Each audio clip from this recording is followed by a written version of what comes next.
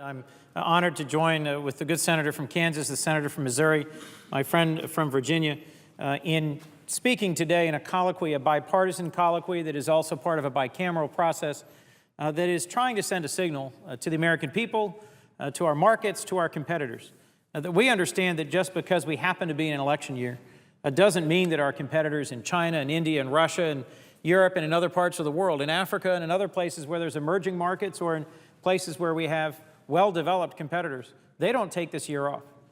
The American people expect that since we're still drawing a salary, we should still be making progress, and we should still be trying to meet the needs of a growing economy that needs to grow faster.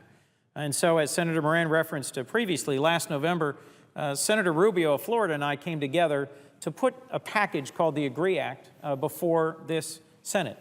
We were pleased that a number of the provisions in that first AGREE Act actually have subsequently become law. One, to ease the path for IPOs, initial public offerings for high potential, high growth companies. Another, through executive order, to strengthen intellectual property protection.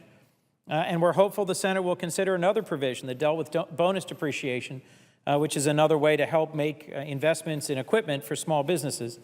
And on top of that, Senators Rubio and I have now teamed up with Senator Moran and Senator Warner to take some of the remaining provisions of the AGREE Act and add them in with your Startup Act and now make an improved and broader and stronger Startup 2.0. The pieces that we brought to the party were eliminating the per-country caps for employment-based immigrant visas and making permanent the exemption of certain capital gains so investors can provide financial stability to qualified startups. There's a lot of good ideas in this bill. There's a lot of different ways in which it tackles the issues that my colleagues have already spoken to. Immigration, retaining high-promise entrepreneurial folks who've come and learned in the United States, moving the inventions and innovations on American college campuses to the marketplace more predictably, more swiftly, providing tax incentives for startup businesses, and putting things in the tax code that strengthen our welcoming environment for entrepreneurship, and regulatory relief. Senator Moran really took the lead in making a possible provision in this bill that provides some regulatory relief for startup businesses. In all, these provisions, I think, make for a terrific package, thus the moniker 2.0. It's already attracted some other folks to join us. Before I hand the floor over to the senator from Missouri, I just want to comment on what I think that means. There are trillions of dollars of capital sitting on the sidelines. American corporations have more money sitting on their balance sheets not invested in moving our economy forward than at almost any time in modern history. And that's because they're not sure that this body, that the Congress of the United States, can tackle the very real financial and competitiveness challenges in front of us. And something about the symbolism of what's on the floor today, the agriculture bill, the farm bill, and a bill that we took up and passed just a few weeks ago, the transportation bill, I think is at times lost.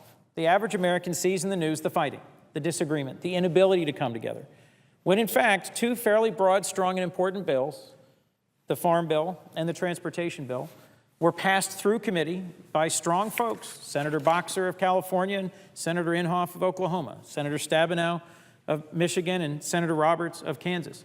These are folks from both parties with significant differences in their views, but they managed to hammer out these bills, the transportation bill and the farm bill.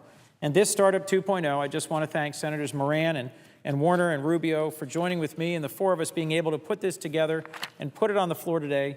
And to the good senator from Missouri, a freshman in the Senate, but a man of great seasoning and experience in the House and in public service, we're grateful that you've joined us as a co-sponsor of this bill. And I'd welcome you, the senator from Missouri, to speak for a few minutes about how you see this contributing to positive progress for our recovery.